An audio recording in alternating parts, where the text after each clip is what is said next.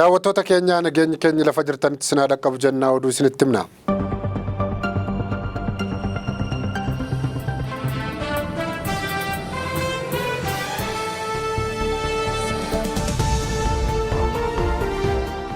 Ambaasaadder Taayyee Atsaqillaasee pirezidaantii Itoophiyaa ta'uun filataman.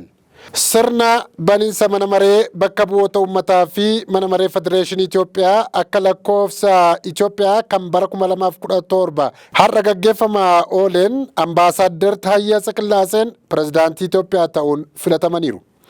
Ambaasaadder Taayyeen har'a kan filataman bara hojii isaanii kan xumuran aadde Saahilewarq Zawudee bakka bu'aniitu. Muudamni isaanii kun sagalee caalmaa miseensa paarlaamichaan ragga'eera.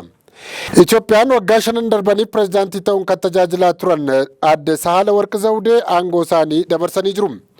Ambaasaadder Taayyee Atsaqillaasee mana maree bakka bu'oota Itoophiyaa fi mana maree Federeeshinii Itoophiyaa hojii bara haaraa jalqabuu labsaniiru. Ambaasaadder Taayyeen dhaabbata mootummoota gamtoomaniitti Ambaasaadder Itoophiyaan yeroo dheeraaf tajaajila arga turanii booda guraandhala 8 bara 2024 irraa kaasee haga har'aatti ministeera dhimma alaa Itoophiyaa ta'uun tajaajilaa turani. Pirezidaantiin duraanii aadde Saahilewarq Zawudee walakkeessa bara 2018 gara aangoo kanaa dhufuun pirezidaantii dubartii jalqabaa kan Itoophiyaa ta'uun filatamaniiru. Bulchiinsi magaalaa Finfinnee barattoota qabxii olaanaa argataniif badhaasaa kenneera. Magaalaa Finfinnee keessa barattoota qormaata biyyaalessaa kan kutaa 12ffaa bara darbee fudhatanii qabxii olaanaa argataniif har'a badhaasni kennameera. Warra tokkoffaa hanga sadaffaa ba'aniif carraan barnoota biyyaalaas kennameera. Manneen barnootaa isa jalatti baratan keessaa warra qabxii olaanaa fidan magaalichi badhaaseera. Sirna badhaasa sana irratti kan argaman kantiibaan Adaanech Abeebeen barattoota qabxii 500 fi isaa ol argatan 484 badhaasa adda addaa kennaniiru. Aadde Adaanech Abeebee harkaa badhaasa jalqabaa kan argatte 600 keessaa 575 argachuun akka biyyaattuu tokkoffaa kan taate barattuu Sifeenee Takluudha. Barattuu Maayidoota Iskindirii fi Sooliyaanaa Habtaamuun walqixaa qabxii 573 argatanii sadarkaa lammaffaatti kennamee fi fudhataniiru. Barattuu Yaasmiin Kadir ammoo 570 fiddee sadaffaa badhaafamteetti. Badhaasa jajjabeessuu argataniin alatti shamarran sadarkaa tokkoffaa hanga sadaffaa ba'an kanaaf carraan barnoota biyyaalaas kennameeraafi. Kanarraa badhaafaman barattoota qofa osoo hin taane manneen barnootaa, barsiisotaa fi dhaabbilee qulqullina barnootaatiif qabxii olaanaa kuni akka argamuuf warreen gumaacha qabanis badhaasamuu isaanii odeessa aadde Adaanech Abeebee fuula feesbuukii isaanii irratti odeessa baasaniin beeksaniiru. Sirna badhaasa barattoota magaalaa Finfinnee suni biiroo barnoota magaalittiin kan qophaa'edha. Maatii barattootaa hoogganaa biiroo barnoota magaalittii Dr. Zalaalem Mulaatuu fi miseensonni bulchiinsa magaalittii irratti argamaniiru. Addi bilisummaa uummata Tigraay obbo Geetaachoo Raddaa bulchiinsa yeroo naannichaa irraa ari'uusaa har'a beeksise. Addi bilisummaa uummata Tigraay ibsa har'a baaseetiin pirezidaantii bulchiinsa yeroo naannoo Tigraay obbo Geetaachoo Raddaatiin aangoo irraa kaaseera jedhe. Har'arraa kaasee naannicha akka bulchuu hin dandeenyes beeksiseera. Dhaaba Dr. Dabratsiyoon Gabramikaa'eliin durfamuun kan aangoo irraa ari'aman obbo Geetaachoo qofa osoo hin taane hooggantoota biiroo fi bulchitoota godinaalee dabalatee namoota 14 ta'u. Bulchiinsa yeroo naannichaa keessaa kan ari'aman obbo Geetaachoo Raddaan alatti miseensota kaabinee naannichaa 5, hooggantoota biiroolee 2 fi bulchitoota godinaalee 7dha. Kana booda jarri suni naannicha bulchuu irraa kaafamaniiru kan jedhe adda bilisummaa uummata Tigraay. Obbo Geetaachoo Raddaa eenyuun akka bakka buufaman mootummaa federaalaa waliin dubbii irra jira jedheera. Warri namoota aangoo irraa kaafaman sana bakka bu'an qopheeffachuu kan ibse dhaabichi maqaa fi eenyummaa jaraa garuu hin beeksifne. Garuu maddee warra bakka buufaman keessaa obbo Amaanu'eel Asaffaa fi Abrahaam Takistee jiraachuun oolanii jedhu. Adda bilisummaa uummata Tigraay kora saba isaa 14ffaa adoolessa keessa wayita gaggeesse obbo Geetaachoo Raddaa dabalatee namoota 17 miseensota koree giddu galaa ta'an aangoo fi miseensummaa irraa mulqee ture. Ergasii immoo bulchiinsa yeroo naannichaa keessa kan seenan anaan waan bakka bu'aniif achiin isin kaasa jechuu beeksiseera. Gareen obbo Geetaachoo Raddaa fa'aa immoo Gareen Dr. Dabratsiyoon faa warra seera maleeti nutu hayyama dhaabichaa ganamaa falmee deebisaafi jechaa tureera. Waan adda bilisummaa uummata Tigraay gochaa jiru yaalii fonqolcha mootummaati jechaa turani obbo Geetaachoo Raddaan faa. Kaleessa galgala kirkirri lafaa godina Shawaa Bahaa aanaa Fantaalleetti mudateera. Akkasumas magaalaa Finfinnee bakkoota tokko tokkotti hollannaan lafaa dhaga'amee ture. Kirkirri lafaa kaleessa magaalaa Finfinneetti dhaga'amee ture. Haa ta'u malee kirkirri lafaa mudate sun Finfinneetti osoo hin taane godina Shawaa Bahaa aanaa Fantaalleetti akka ta'e mootummaan beeksiseera. Kirkira lafaa kaleessa galgala naannoo sa'aatii 2:10 irratti godina Shawaa Bahaa naannoo Awaash Fantaalleetti mudateen manneen jireenyaa muraasa diigamuu fi lafti baqaquu yuunivarsiitiin Samaraa beeksise.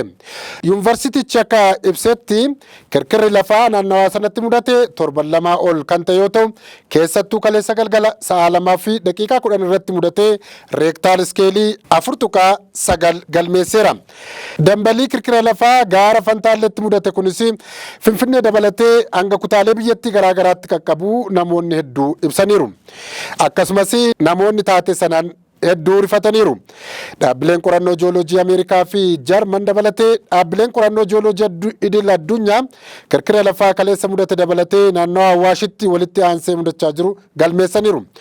Torban darbee gareen qorannoo jiyooloojii yuunivarsiitii Samaraa aanaa Awaash Fantaallee bakka kirkirri lafaa mudate ganda Saabureetti argamuun hojii ragaalee walitti qabuu fi hawaasaaf hubannoo uumuu hojjechuu isaanii yuunivarsiitichi ibseera. Ogeeyyiin jiyooloojii yuunivarsiitichaa jiraattonni naannichaa naannoo gaara Fantaallee fi hidhaa Kasamirraa akka fagaatan hubachiisuu isaaniis ibsameera.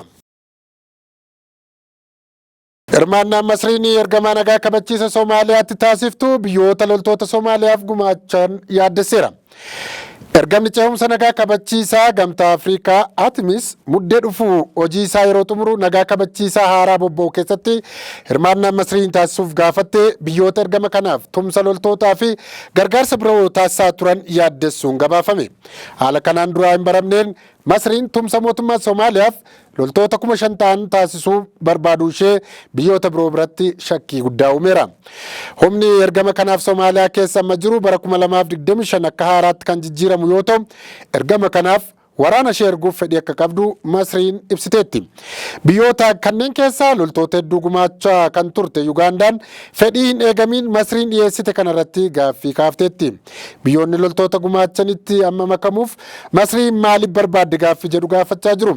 Kana dura yeroo kana hunda eessa turte gaaffiin kun kanaan dura dhufuu qabu ture jechuunis ministeerri dhimma alaa Ugandaa Henry Okello Oryem dubbateera. Masriin loltoota 5,000 gumaachuuf gaafachuun ishee biyyoota akka Itoophiyaa birattis gaaffii kaaseera. Itoophiyaan bara 2014 kaasee biyyoota gumaachan keessaa ishee guddoodha. Hirmaannaan Masrii kun naannichatti rakkoo nageenyaa uumuu danda'a sodaa jedhus jira. Gamtaan Awurooppaa kan loltoota hedduu gumaachuu eenyu gumaachuu akka qabu murteessuu keessattis gahee akka hin qabne ibsuun biyyoonni gumaachan kaayyoo Alshabaab dhabamsiisuuf akka gumaachan gaafateera. Falmaa mirga namoomaa lammii Raashiyaa kan ta'e Ildaa Daadii kan jedhamu osoo Yuukireen irra goree Raashiyaa loluu adda waraanaatti ajjeefamuu mootummaa Yuukireen gabaase. Ildaan Daadii rogeessa bulchiinsa Puutiin mormuudhaan kan beekamu osoo Kiyev irra goree Yuukireen keessatti lolarra jiru ajjeefamuu mootummaa Yuukireen gabaase. Rogeessi mirga namoomaaf falmaa ture kunis dhaabbata Baataloonii jedhamee beekamu kan qabsaa'ota tola ooltotaa jalatti gurmaa'uun biyya isaa Raashiyaa waraanaa ture. Daadiin naannoo Kaarkiiv adda waraanaa kaaba Yuukireen irratti osoo lolaa jiru madfii humnoota Raashiyaatiin dhukaafameen akka ajjeefametu gabaafame. Rogeessi mirga namaaf falmaa ture Ildaar Daadii Raashiyaa keessatti hiriira mormii nagaa dursuudhaan nama beekamudha. Daadiin hidhaa waggaa 2 walakkaan itti murtaa'ee kutaa dabbii keessa kaa'amnaan battalumatti lagannaa nyaata eegalee ture. Sana booda eegdonni mana hidhaasaa akka inni lagannaa sana dhaabuuf gochuuf isa dararaa turan. Bara 2017 erga mana hidhaatii gadhiifamee booda osuma hin turiin Mooskootti harki isaa hidhameera. Achumaanis humnoonni nageenya Raashiyaa qabanii hiriirsaa jiranii biyyaa ba'uun gara Yuukireenitti deeme. Yuukireen erga deemee booda waraanni Raashiyaa fi Yuukireen jalqabnaan gara Yuukireen goree Raashiyaa loluu jalqabe.